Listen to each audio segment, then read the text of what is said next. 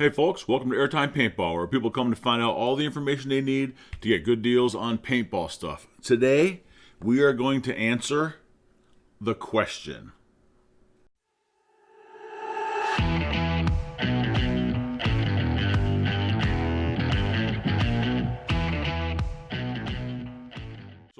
Many of you already know that I pretty much live in the Facebook buy, sell, trade groups all the time, and people chatting there about all kinds of subjects about paintball and which one they should get and what gun is good. Lots of questions in there, and plenty of people to give good answers and sometimes not so good answers. But by far, I think the most common question is some variation of is a CS2 worth it over a 170R? And it's all different versions of that question. I've got a 170R. Should I bother upgrading to a CS2? Or I'm going to buy a new gun, and the CS2 is pretty awesome, but should I really spend that much more than buying a 170R? And all manner in between. And today, I think I've read that question, 500 times. Today, we're going to answer that question. We've got here an original Gtech, a Gtek 160R, a Gtek 170R, and a CS2. And we're going to go through them and figure out what makes them the same, what makes them different, and why you should or should not buy any gun. Now, let me preface all this by saying all four of these are awesome guns. And there's absolutely no reason whatsoever to shy away from any of these. They're all super reliable, excellent ones. So when I start comparing, do this and don't do that, or look at this one, not that one, it's within that framework, right? Not a one of these is a turd. They're all great in their own way. So these are a little bit older, less expensive, and of course CS2, high-end gun right now, a lot more money.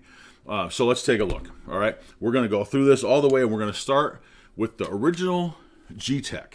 Now, the Gtech 160R and the Gtek 170R all have this same gamma core. Here's the one from the Gtek. Let me grab the 160. Same core, right? 170. I'm going to grab this one. Didn't have a good angle on that one. Same, right? What? I didn't know it was going to be such a challenge to fit all these on the table the whole time, right? These are the same. This is the main core of a gun, the engine, the bolt that runs it, all the same one. So right off the bat, when we're talking about the original Gtech, when we talk about things like shot character, people say shot quality. I'm trying to train myself to say shot character because it really has nothing to do with quality because it's all different. Some people like a snappy, poppy shot. Some people like a soft, cloud, pillowy, smooth shot. Some people like in between. And none of that has to do with performance. It's just all about what you prefer. And so shot character-wise, these three are the same. Now, I've compared different ones and shot them side to side, and it seems like on one day, like I remember one day I had a Gtek out with my buddy and his 170R. We shot it back to back, and we both agreed that the Gtek was slightly this much, right? Slightly softer feeling than the 170. But then I did that a different time and with a different person, a different gun, and we agreed that his 170 felt softer than this other Gtek I had. I mean, they're very, very close. Essentially the same shot character for all of these. The original one was the Gtek, and it was introduced as a midline gun. You can buy these used these days for between, say, $285 and $375 on the very high end if it's like super minty mint. One of the things that determines the price is the OLED, and you see this one does not have the OLED. Most do. They were sold initially without them, and you could get it as an upgrade, and then shops started selling them, or maybe PE delivered them, not sure which, but they started coming with the OLED in some cases. You can always buy as an upgrade, still can. It's $75 to find these screens. Sometimes you can find them for less. And it is exactly the same screen in the 160R and 170R once you put it in here, and it's very easy to install. But yeah, so without the OLED and maybe a little bit game worn in the high 200s and like super minty mint in an ano that you really like, and with the OLED, maybe 375 at the very tip top right now. They have a composite trigger frame and feed neck. which is one of the reasons they're a little bit less expensive. And composite's another word for plastic, right? But you never hear of any problems with these. The frames don't break. The feed necks are tough. The only weak spot you have a little bit is this screw right here. If you have one of these or you're going to get one, these feed necks are fine and they're durable and no problem. And you can upgrade it, by the way. You can order the aluminum one that's on the 160 for these. I think they're $40. But this screw, if you over tighten this, you get crazy and just crank it way down and forget that it's plastic, you can sort of thread that head straight through the plastic and crack it. So as long as you avoid that, just snug it up nicely. Don't go crazy. You'll never break it, and they're completely fine.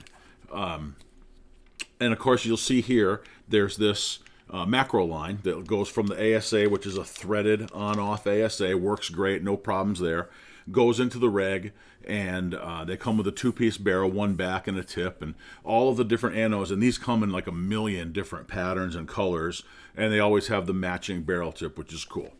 But to reiterate, again, between these three, same shot.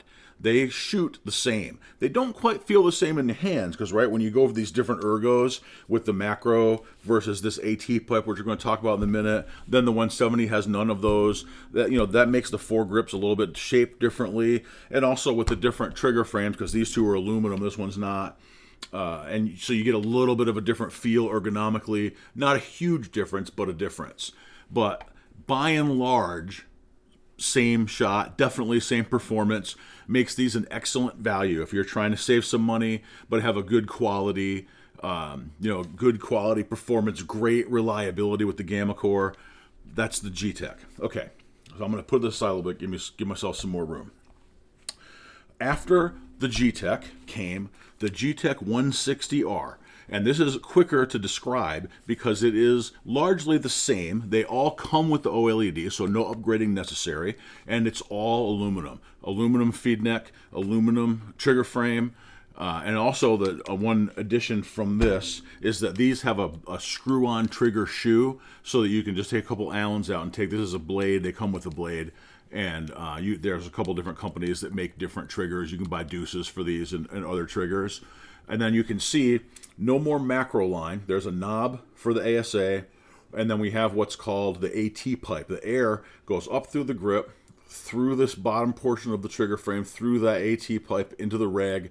Apart from that, same as this. In fact, the parts, if you take off this piece with the AT pipe and put this ASA on, you can turn this into a G. I mean, you wouldn't want to, but you could turn it into a Gtek. All this is the same. Reg, all that the same. These weigh a little bit more because they're all aluminum. And again, apart from that, same core, same electronics. You got the same display if you've upgraded this. Excellent gun, same shot, very nice performance. These go from, I would say, maybe 450 or maybe a little bit under 450 up to 500 or so if you find a really nice one. There's also an alternative model of this called GI sold that's called a Stealth. It has different milling, comes with a complete barrel kit or maybe a three back kit.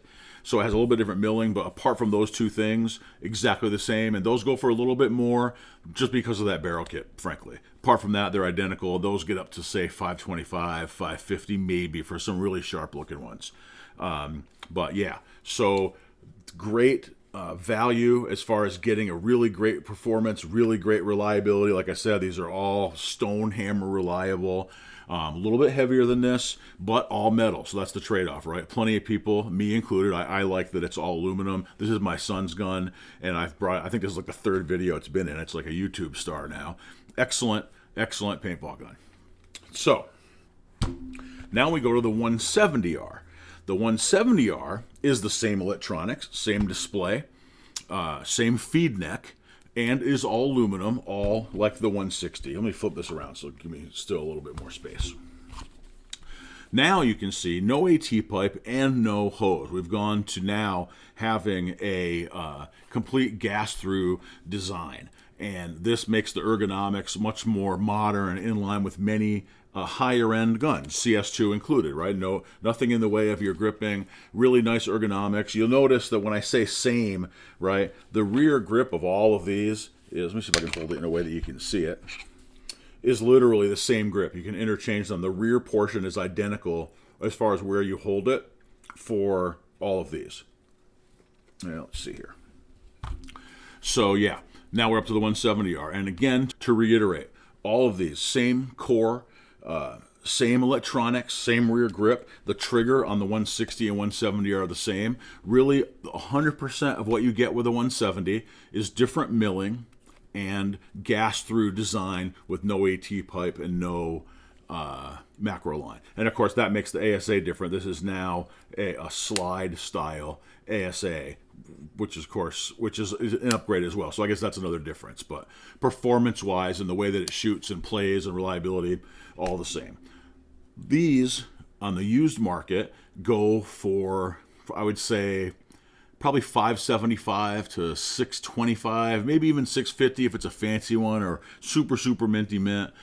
They are $800 brand new, so they retain their value very well because they're very popular.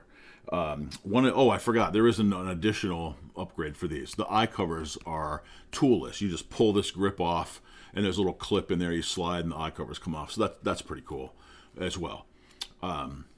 So that gives kind of a quick rundown of what the story is between all the Gtechs. If let's say, for example, you have a 170 already, and you're thinking about a backup, but you don't want to spend a big pile of money on a backup, but you love the performance and reliability of these, find a Gtech. They shoot great. Like I said, the performance is identical, and they shoot great, and they're a fraction of the cost. Excellent backup gun to have. Or if you're just looking to move up into this style of a gun, you don't want to spend a ton of money, again, Gtech's great, and as you move up the line, they just get better and better, more comfortable to hold, a little bit more features as you move through, but fundamentally the same, really, internally especially. Okay, now for the big question, we're going to go to the CS2. Now the CS2, let me put this up here, is not the same. It is not part of that same family of Gtechs. However, it does share some similarity. You can see that ergonomically, it is similar to the 170 in that there's no AT pipe and no macro line. But all the grips are shaped quite a bit differently. Toolless grips, really cool milling on these. They come with an FL barrel, which is, here, I'll pop it apart real quick. This particular CS2 came with a carbon fiber FL front, and these control boards are a pretty cool system. These come in a bunch of sizes. When you buy them new, they come with 2 of these. And then we have a very lightweight carbon front. These are made by Deadly Wind for Planet Eclipse, and they're actually extra reinforced compared to the ones you get from Deadly Wind. But very nice barrel, and you can buy these backs, or some people call them backs, some people call them inserts, because they're kind of both. But that's definitely an upgrade over the other models, right? And we have the trigger is more adjustable. You can adjust the rake of the trigger in addition to pre-travel and post-travel. And I mentioned ergo's different, toolless grips. Now the core of this is the Gamma Pro, and at first blush, you can see that you can tell that they're related, right? They're very similar looking, but they're not exactly the same. The CS2 bolt, that's the Gamma Pro bolt, is a little bit of a different system. It's a little bit more efficient, and as a result of it being different, it does have a slightly different feel, but I would say it is really kind of equally as soft as the original Gamma Core. It just has a sort of a different feel to it. Again, nothing to do with performance. It's just a little bit of a different feel, and it's actually kind of difficult for me to describe because every adjective I think of to describe the shot applies to both. So both soft. They both have a nicely, it's not like that pillowy whoosh like a Vanquish or even like an IV Core. It's a little bit, I hesitate to say snappy because it's not like Ego snappy, but it's just kind of it feels a little bit quick, but it's still soft, very little kick, super nice. So these go for between, I would say on the low end, $850 if it's quite a bit game worn. Maybe doesn't come with everything. So these are really nice barrels. Sometimes people sell the barrels separately because they prefer different barrels, and then when they sell the gun, they don't have the barrel anymore. Like in fact, No, I think I actually bought this with the barrel, but I bought a couple CS2s that didn't come with a barrel, and in that case, you're in the 800 or 825, 850, all the way up to as high as 1100 to 1150 for a CS2 Pro. The Pro has no performance differences. It comes with 2 triggers, a full set of backs, and the milling is different. They're milled down, they weigh like an ounce or 2 less, but functionally the same gun. And those are a little bit more. You might get up to about 1100. So, and also, by the way, the electronics quite a bit more sophisticated in the CS2 than all of the Gtechs. The display is larger, it has more programmability, etc.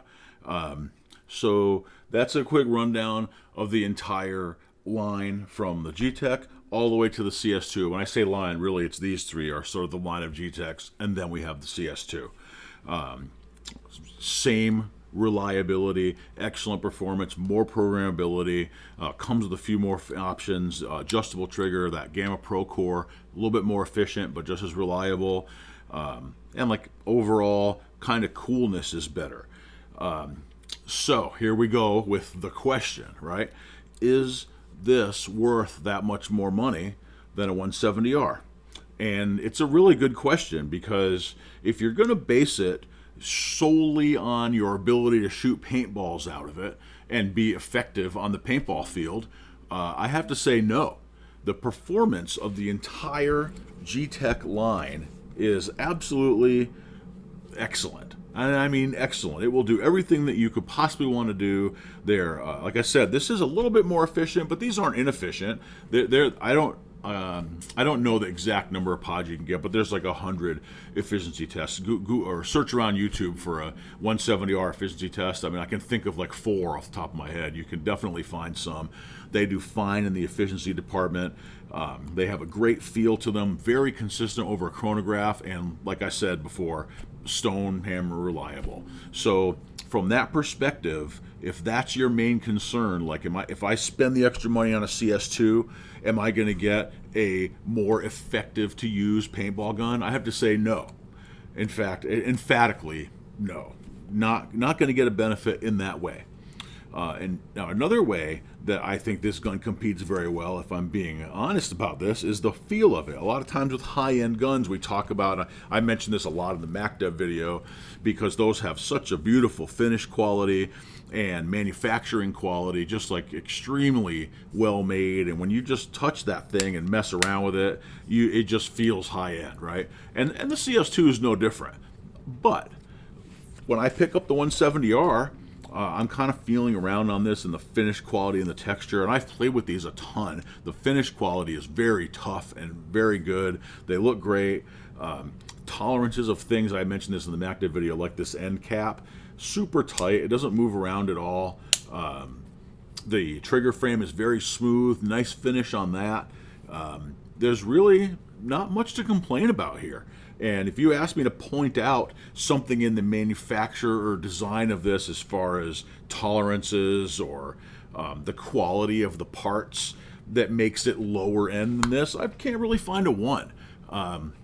Feature-wise, like I said, there are a few differences, but I'm just talking about the build quality of it in combination with, like I said, your ability to go onto a paintball field and be effective with it. From that perspective alone, I would not spend the money on a CS2. If that's your only priority, then 170R for sure, or any of these would do the job equally as well. When you do go to here, though, if the question is, am I actually getting anything for my money, the answer is clearly yes. The barrel kit that it comes with is better in that it comes with 2 inserts or backs, first of all. This carbon fiber barrel is very light. It's very cool looking. These are kind of a pedestrian looking barrel. I know that's not a performance issue, but just overall, pretty much every aspect of the barrel kit is a nicer barrel kit. Toolless grips are very nice to have, definitely a nice feature. Like I said, they both have toolless eye covers. The trigger, which is more adjustable, if you are picky at all about trigger feel, or you like the angle to be just so, or the position to be just so, far more adjustability with a CS2 trigger than a 170R or the other Gtechs for sure. So that's also something you're getting. Also, you do get a bit more efficiency, and like I said, the programming features are more advanced. The screen is a little bit fancier. I've mentioned before, I'm personally am not a huge fan of this screen. And by the way, I wanted to mention the OLED that you can add to this, or if you find one, in fact, most of them will have them these days, between ones that are upgraded and ones that came with it. But in any case, this OLED that you can get for all of these, or comes with all of them, it's simple, but it's very bright and effective, which makes it great, right? It doesn't need to be huge and fancy to be good. It just has to be easily readable and effective at helping you program, and it is that. This one is adjustable for color, so you get a little bit of fancy options there, more programming options, and it also includes the ability to wirelessly connect to a Virtue Spire 4 hopper, which if you watch my hopper IR2 video I just did just last week, I think that's of dubious usefulness, frankly, but it is something you can't do with the other ones for sure.